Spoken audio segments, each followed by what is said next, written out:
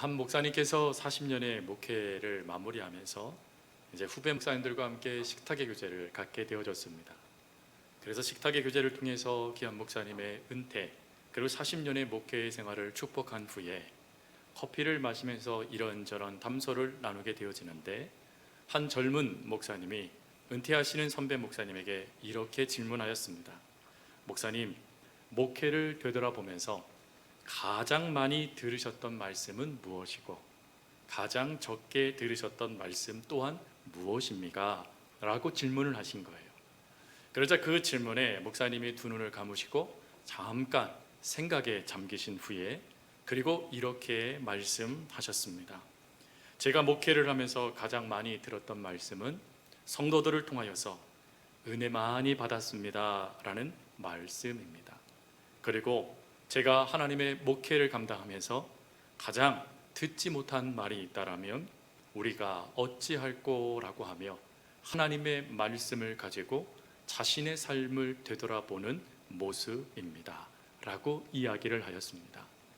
즉, 하나님의 말씀을 받아들일 때 그 말씀이 살아있는 하나님의 말씀인데, 그 말씀이 우리 심령 가운데 들어왔을 때 그 심령을 통하여 주어지는 하나님의 음성이 끊임없이 우리의 삶에 울림이 된다는 것입니다.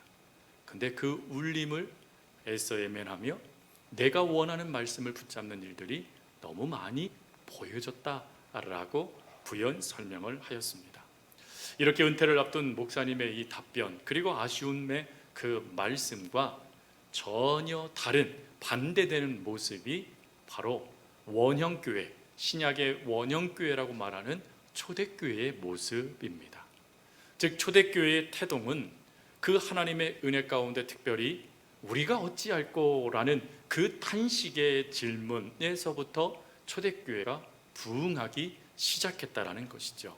우리는 그 모습을 사도행전 2장에 나와 있는 베드로의 설교에서부터 발견하게 됩니다. 베드로는 많은 사람들 앞에서 다음과 같이 말합니다. 이스라엘 온 집은 확실히 알지니 너희가 십자가에 못 박은 이 예수, 그 예수를 하나님이 주와 그리스도가 되게 하셨느니라 하니라. 여러분, 베드로가 지금 이 이야기를 할 때 중요한 두 단어를 이야기했습니다. 하나는 예수님이 주라는 것이고 또 하나는 예수님이 그리스도라는 것입니다. 이것은 정치적으로 예수님이 어떤 분이시고 종교적으로 예수님이 어떤 분이신지에 대한 답을 준 것입니다. 이 당시에 정치적으로 왕은 로마 황제인 가이사르였습니다. 가이사라고 말하는 그가 바로 로마의 황제 주였죠. 그런데 로마의 황제인 가이사르가 아니라 예수님이 우리의 주님이시다라고 말씀하는 베드로의 이 고백은 자칫 잘못하면 반역을 선동하는 말이 되어집니다. 그렇게 되면 그도 반역죄에 몰려 죽을 수밖에 없는, 순교할 수밖에 없는 일이 발생되어지는 말이죠. 그럼에도 불구하고 베드로는 예수님이 우리가 믿고 의지해야 될 유일한 왕이시다, 황제이시다라고 고백을 합니다. 그리고 난 다음에 두 번째가 그리스도라는 단어입니다. 이 그리스도라는 이 단어가 원어를 보니까 하나님에게 쓰여지는 단어입니다. 그러니 지금 예수님을 향하여 베드로가 예수님은 우리의 주, 정치적인 왕이 되실 뿐만 아니라 종교적으로도 우리의 하나님이십니다 라고 말을 한 거예요. 근데 이 종교적으로 예수님이 하나님이시다라는 이 말은 유대인에게 있어서는 가장 심각한 신성 모독이었습니다. 예수님이 유대 지도자들에 의해서 죽임을 당하게 되는 결정적인 원인이 바로 여기에 있었습니다. 예수님이 하나님을 향하여 아버지라고 이야기하고 바로 내가 하나님이 보내신 바로 하나님이시다라고 이야기를 하는 그 이야기에 유대 지도자들은 예수님이 신성 모독하였다 생각하여 예수님을 십자가형이 언도받을 수 있도록 빌라도에게 끊임없이 항변하며 예수님을 십자가에 못 박게 만드는 결정적인 계기가 되어집니다. 근데 그 역사가 베드로에게도 일어날 수 있었다라는 것입니다. 신성 모독의 말을 했으니 그 이야기를 듣는 이들이 당연히 분노하지 않겠습니까? 그래서 그들이 마치 스데반 형제에게 돌을 던져서 그를 죽였던 그 사건처럼 베드로에게도 돌을 들어서 네가 어떻게 신성모독을 할 수 있어? 라고 하며 돌을 들어 친들, 그게 무슨 죄가 되겠습니까? 그들이 믿고 있는 종교적인 열심인데 말입니다. 그런데 이러한 모습이 전혀 나타나지 않고 그 말씀을 들었던 이들에게 놀라운 변화가 나타납니다. 근데 그 놀라운 변화를 나타낼 때 단지 사도 베드로가 정치적인 예수님, 종교적인 예수님만 이야기한 게 아니에요. 유대인들을 향하여 뭐라고 얘기했냐면 사도행전 2장 36절에 분명히 말씀이 나와 있죠. 너희들이 바로 이 예수를 죽게 만드는 장본인이다. 다른 말로 무엇이죠? 너희들이 살인자라는 것입니다. 아주 심각하고 날선 그 말을 베드로가 지금 유대인들에게 말해주고 있는 거예요. 그러면 이 말에 당연히 반응은 앞부분에 얘기했듯이 베드로를 향하여 이를 간다든지 베드로를 향하여 돌을 든다든지 하는 모습이 나타나야 되는 것이 정상적인 그 당시의 환경 분위기였습니다. 그런데 그러지 않고 이들이 가슴을 치기 시작합니다. 그리고는 이들이 바로 이 베드로와 제자들을 향하여 뭐라고 말하냐면 부형들아 그러면 우리가 어찌할꼬 라고 하며 그들이 탄식하며 가슴을 치기 시작했다라는 것입니다. 그러자 그 모습에 베드로는 즉시 뭐라고 말을 하냐면 그 다음 절 말씀해 보니까 너희가 회개하고 세례를 받아 구원을 얻어라 라고 이야기를 해요. 즉 그 탄식하는 그 마음을 가지고 예수님께로 나아가도록 베드로가 그 길을 제시해 준 것입니다. 성도 여러분, 베드로는 어떤 자입니까? 베드로는 실수투성이었습니다. 심지어 베드로는 예수님을 붙잡고 예수님이 십자가를 지신다고 말씀하셨을 때 예수님의 몸을 흔들면서 그러지 말라라고 사단에 짓을 인물이었습니다. 그것뿐입니까? 예수님을 부인했습니다. 예수님을 배반했습니다. 예수님을 저주했습니다. 그게 베드로예요, 여러분. 근데 그런 베드로가 어떻게 이렇게 많은 사람들, 그리고 예수님이 부활하신 다음에 채 3개월도 지나기 전에 어떻게 그가 수많은 사람들 앞에서 너희들이 살인자야, 너희들이 죽인 예수님이 바로 우리의 주님이시고 우리의 하나님이시여 라고 말할 수 있었겠습니까? 그리고 어떻게 3,000명이나 되는 사람들이 한순간에 회심하고 하나님께로 돌아오는 역사가 이루어질 수 있었겠습니까? 그것을 우리는 한 가지의 답으로 발견합니다. 그렇게 될 수 있었던 것이 바로 복음의 능력입니다. 여러분, 이 복음의 능력을 사도 바울은 고린도전서 4장 20절에 다음과 같이 말을 합니다. 하나님의 나라는 말에 있지 아니하고 오직 능력에 있음이라. 여러분, 여기서 오직 능력이라고 했을 때 주어가 생략됐어요. 원래 주어는 앞에 달아있는 하나님이라는 주어예요. 즉 하나님의 나라는 사람의 세치허에 달려있는 것이 아니라는 것입니다. 내가 말을 잘해서 사람들을 감동시키고 내가 말을 잘해서 사람들의 마음을 훔치는 그걸 통해서 그들이 하나님께로 돌아오는 게 아니라 그 말을 붙잡으셔서 역사하시는 하나님의 능력으로 말미암아 하나님의 나라가 확장되어진다라는 것입니다. 사도 바울은 그 확신 가운데 로마서에 있는 로마 교인들에게 편지를 쓴 로마서 3장 16절에 이렇게 고백합니다. 내가 복음을 부끄러워하지 아니하노니 이 복음은 모든 믿는 자에게 구원을 주시는 하나님의 능력이 됨이라. 모든 믿는 자에게 구원을 주시는 하나님의 능력. 즉 베드로가 변화되어지고 3,000명이 한순간에 변화되어질 수 있었던 것은 하나님의 능력, 복음의 힘 때문이라는 것입니다.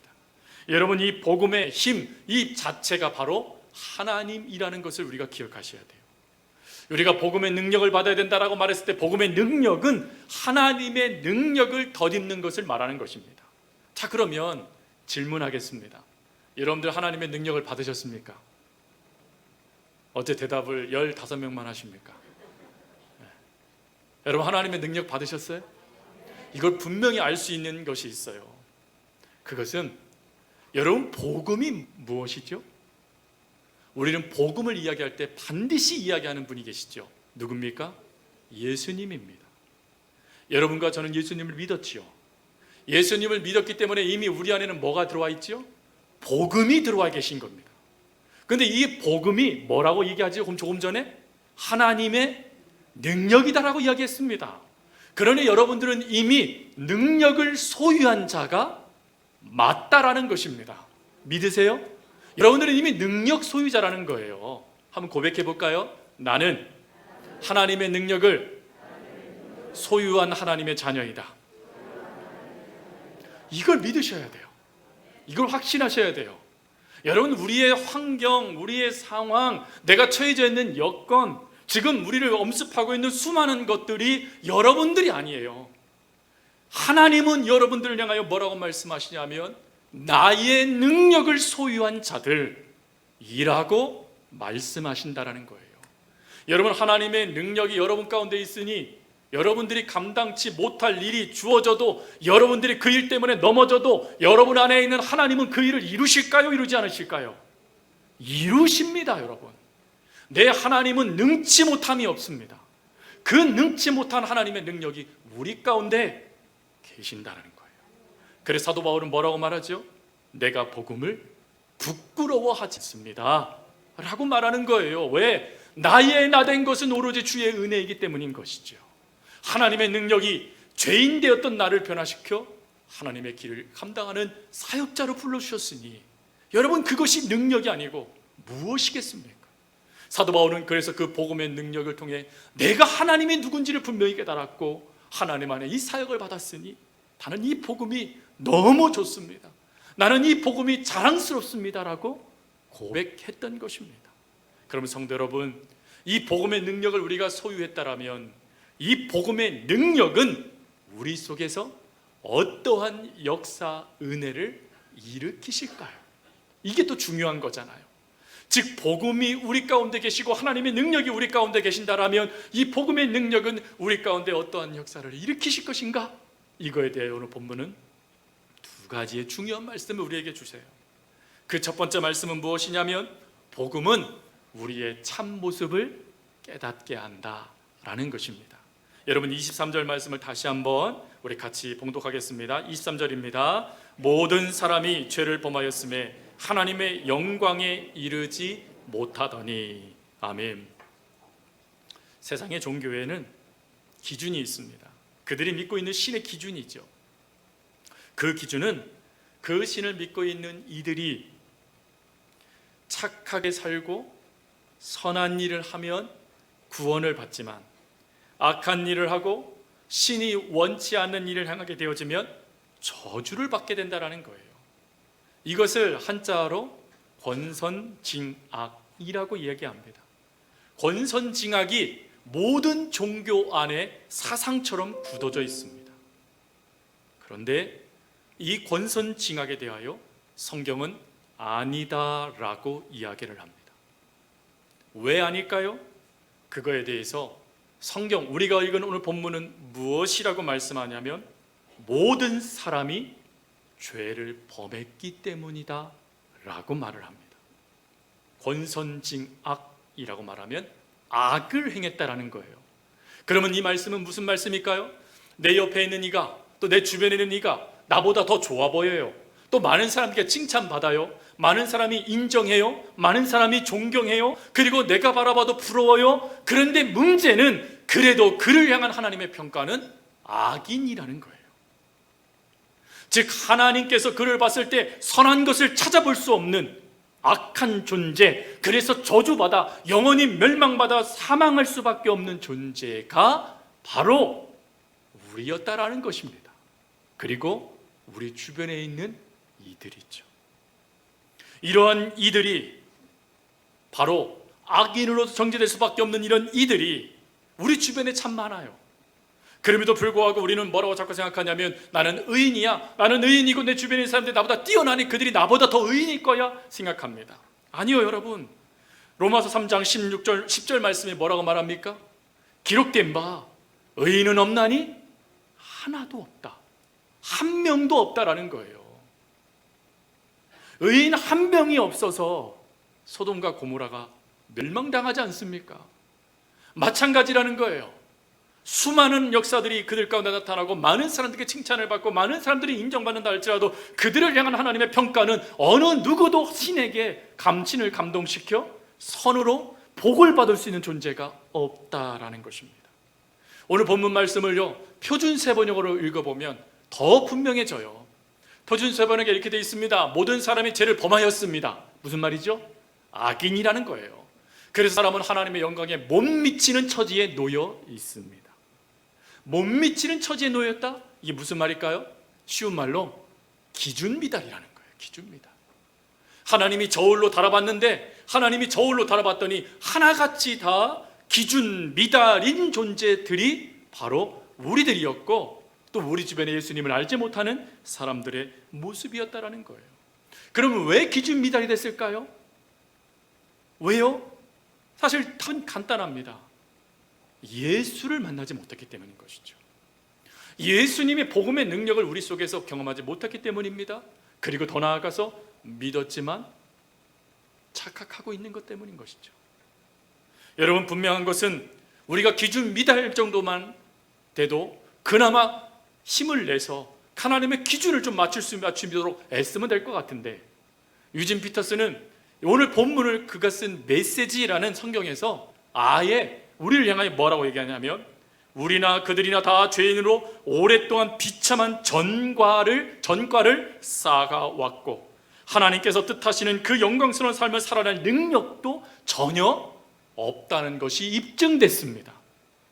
여러분, 여기서 두 가지가 얘기하죠. 우리는 뭐를 쌓고 있대요? 전과를 쌓고 있대요. 전과. 이게 무슨 말이죠? 우리는 죄인이라는 거예요. 죄인. 그리고 또 우리 안에 능력이 있습니까? 없습니까? 우리가 그 하나님의 능력을 더 뒤집어져서 하나님의 능력을 가지고 선한 일을 행함을 통하여서 하나님의 귀하신 복과 은혜들을 받아 누릴 수 있는 그런 존재가 맞습니까? 틀립니까? 안타깝게도 예수 그리스도를 만나기 전에 우리의 모습은 그렇지 않다라는 거예요. 복음의 능력이 우리 속에 역사되어져서 우리가 하나님과의 만남의 역사들이 끊임없이 이루어지지 않는다라면 안타깝게도 여전히 우리 속에 있는 죄가 우리를 끊임없이 무너뜨리는 존재이지, 우리가 하나님의 말씀대로 반응하지 못하는 그런 반응하는 존재는 아니라는 것입니다. 그래서 사도 바울은 이러한 모습을 분명하게 깨닫고 그는 로마서 3장 16절에 이렇게 말해요. 우리의 인생의 길은 파멸과 비참함으로 가는 길입니다 라고 이야기를 해요. 아무런 희망도 없고 아무런 소망도 없는 그냥 비참함으로 그 인생이 마무리될 수밖에 없는 인생이 우리였다라는 것입니다. 그게 저와 여러분들이 예수님을 믿기 전의 모습이에요. 그리고 믿음에서도 불구하고 여전히 우리 속에서 우리를 끊임없이 붙잡고 있는 연약함이죠. 근데 이때 복음이 우리 속에 역사되기 시작합니다. 즉 내가 누군지 비로소 예수 그리스도 안에서 보게 되어진 거예요. 나는 그래도 괜찮은 줄 알았습니다. 나는 그래도 하나님 잘 믿고 있는 줄 알았습니다. 나는 그래도 하나님을 사랑하고 하나님을 위한 모든 역사들을 이룰 수 있는 힘이 있다고 생각했습니다. 그런데 복음 안에서 나를 바라보니 내가 할 수 있는 일이 아무것도 없다라는 것을 깨닫게 되어지는 거예요. 여러분, 복음의 역사는 바로 이런 것입니다. 예수님 안에서 내가 어떤 존재를 분명하게 인식하는 것 말입니다. 여러분, 베드로는 이 분명한 인식이 있었습니다. 그래서 그 인식 가운데 예수님이 자신을 찾아왔을 때 그가 뭐라고 얘기하죠? 주여, 나를 떠나소서, 나는 죄인이로소이다. 사도 바울이 많은 성도들 앞에 자신을 드러내면서 뭐라고 얘기합니까? 나는 죄인 중에 괴수가 맞습니다. 예수님 안에서 나를 바라보니 내가 예수님을 핍박하던 자였던 거예요. 예수님 안에서 나를 바라보니 내가 하나님의 말씀을 지키긴커녕 하나님의 말씀과 상관없는 삶을 선택하며 살고 있었던 거예요. 그래서 그것이 깨달아지니까 가슴을 치면서 하나님, 내가 죄인이 맞습니다. 내가 죄인이었네요 하나님이라고 하며 그 죄된 모습을 가지고 하나님 앞에 서도록 만드는 능력, 그게 복음의 능력이라는 것입니다. 여러분, 이 복음의 능력 가운데 우리가 그 복음의 능력을 깨닫게 되어지면 비로소 고백되어지는 찬송이 있어요. 그 찬송이 바로 이런 고백의 가사이죠. 만일 나의 생에 주님이 없었다면 지금 내 모습 이대로 남아 있을까? 끝없이 솟아나는 슬픔과 뜬모를 외로움으로 내 영혼 어둠 속에 헤매고 있진 않을까? 나는 아무 공로 없으나 주님은 나를 부르시어 세상에서 가장 귀한 선물을 주시고 감당할 수 없는 무게로 내 영혼 짓누르던 짐을 비둘기 날개짓처럼 가볍게 하셨네. 나의 나된 것은 오로지 주의 은혜라. 나의 공로로 되어진 것이 전혀 없도다. 나의 나된 것은 오로지 주의 은혜라. 그는 내 영혼의 주인. 여러분, 이 찬양의 가사가 은혜롭기에 우리가 부르는 게 아니에요. 이 찬양을 우리가 부를 수 있는 이유는 복음 안에서 내가 어떤 존재인지가 깨닫게 되어졌고 그것을 깨닫게 되어지니 지금도 내 안에 역사하시는 하나님의 은혜를 발견하게 되었기에 이 찬양을 부를 수 있게 되어진 것입니다. 성도 여러분, 복음은 미처 내가 인식하지도 못했던 하나님 안에서 내가 어떤 존재인지를 인식할 수 있도록 역사하는 능력입니다. 그리고 복음은 그 능력 안에서 우리가 놓치고 있었던 내 의를 드러내다가 놓치고 있었던 하나님을 붙잡고 그 하나님 앞에 서도록 만들어주는 역사가 복음의 능력입니다. 여러분, 이 능력을 하나님은 우리 속에 끊임없이 이루어 주신다라는 것입니다. 그리고 두 번째, 하나님의 복음의 능력은 우리가 비로소 이제 내 자신을 깨달았어요. 내가 어떤 존재인지를 발견했어요. 내가 하나님의 마음을 얼마나 아프게 하고 하나님이 아닌 나의 의로 살았다라는 것을 깨닫게 됐어요. 근데 그 깨달음 가운데 하나님 앞에 선 것으로 하나님이 끝내버리시는 것이 아니라 이제 하나님 앞에 그 모습을 끊임없이 하나님은 변화시켜 두 번째, 우리가 복음 안의 삶을 살아갈 수 있도록 일하시기 시작한다는 것입니다. 그래서 복음은 우리 안에 일하시는 주님을 더 확신하며 믿을 수 있도록 도와주는 능력이 된다는 것이죠. 우리가 읽은 24절 말씀을 제가 메시지 성경으로 다시 한번 읽어드리겠습니다. 그래서 하나님께서 친히 우리를 위해 일해 주셨습니다. 순전히 은혜로 그분은 우리를 그분 앞에 바로 세워주셨습니다. 이는 전적으로 그분의 선물입니다. 그분은 우리를 진창에서 건져주셨고 우리가 있기를 늘 원했던 자리로 우리를 되돌려 주셨습니다. 바로 예수 그리스도를 통해 그 일을 하셨습니다. 우리가 원했던 것, 우리가 그렇게 바랬던 것, 그것들을 하나님은 예수님을 통하여 그 모든 것들을 이루어 주셨다라는 것입니다. 그 이루어 주심을 오늘 성경에서는 한 단어로 표현하지요. 그게 뭐죠? 속량이라는 단어입니다. 여러분, 속량이라는 이 단어는 원래 로마 병사들이 갑주를 입고 있잖아요. 그 갑주를 벗을 때의 모습을 말하는 것입니다. 꽉 그것이 자기 몸에 채워져 있어서 상대방의 무기에서 자기 몸을 지켰던 그 무겁고 답답했던 갑옷을 벗어 편안해지는 상태가 속량이었어요. 근데 이것이 조금 확대되어져서 올무에 갇혀있던 짐승을 놓아주는 것, 또 착고에 매여있던 그 노예를 풀어주는 해방의 의미로 쓰여지게 됐습니다. 그리고 후에는 여기에 중요한 의미 하나가 더해졌어요. 해방이라는 의미는 그대로 두었지만 속량이라는 단어가 어떤 의미가 더해지기 시작했냐면 값을 지불한 후에 라는 의미가 거기에 더해지기 시작했습니다. 즉 속량이라는 이 단어는 값을 지불하여 해방시켜 주다 라는 뜻을 갖고 있는 말씀이에요. 여러분, 값을 지불했다라는 것은 우리가 잘 알고 있듯이 바로 예수님이 십자가를 져주신 사건입니다. 예수님이 십자가를 져주심으로 말미암아 우리가 이 하나님의 은혜 가운데 그렇게 소원했던 하나님 앞에 설 수 있는 길이 열려지게 됐고, 우리가 예수님께서 십자가를 져주심을 믿음으로 말미암아 우리가 하나님과 우리 사이에 끊어졌던 관계가 회복되어져 하나님의 은혜를 누리는 복된 자녀의 역사가 시작되기 시작했다라는 것입니다. 그러면 그 역사, 하나님의 그 일하심이 단지 구원하심으로 끝날까요? 아닙니다.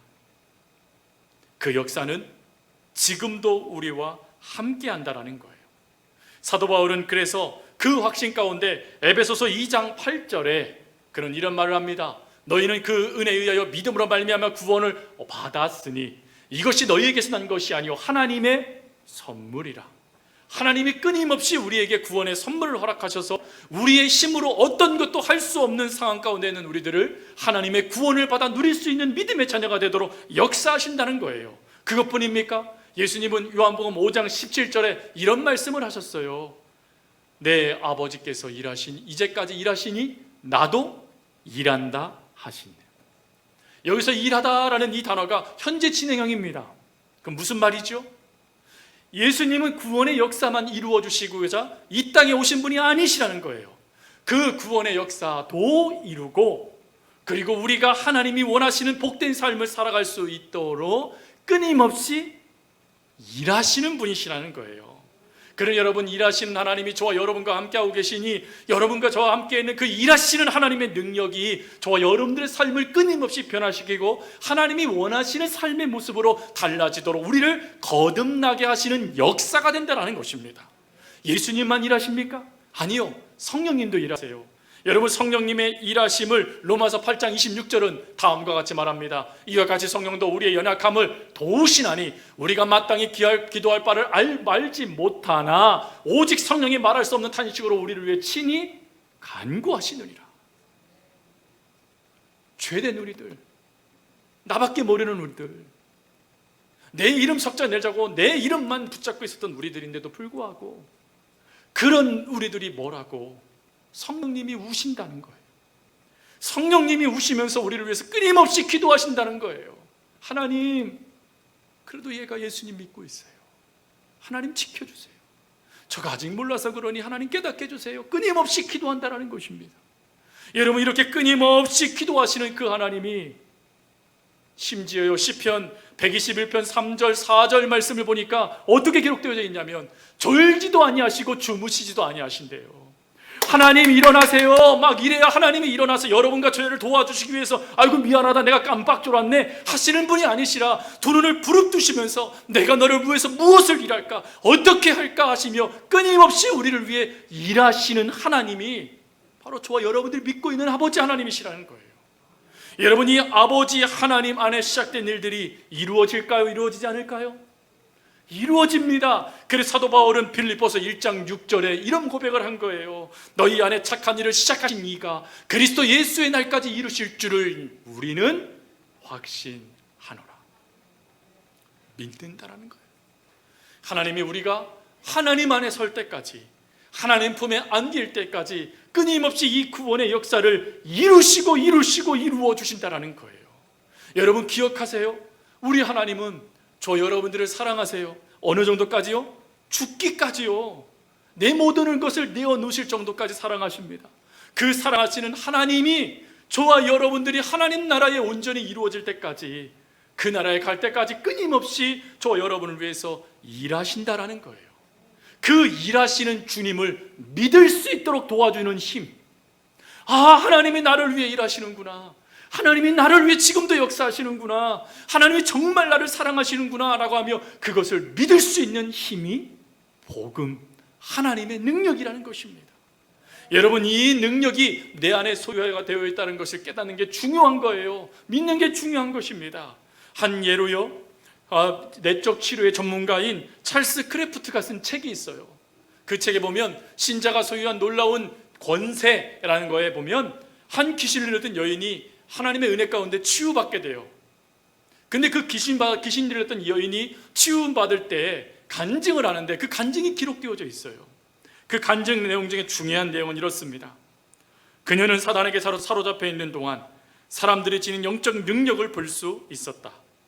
그녀는 심리 밖에서도 그리스도인을 알아볼 수 있었다.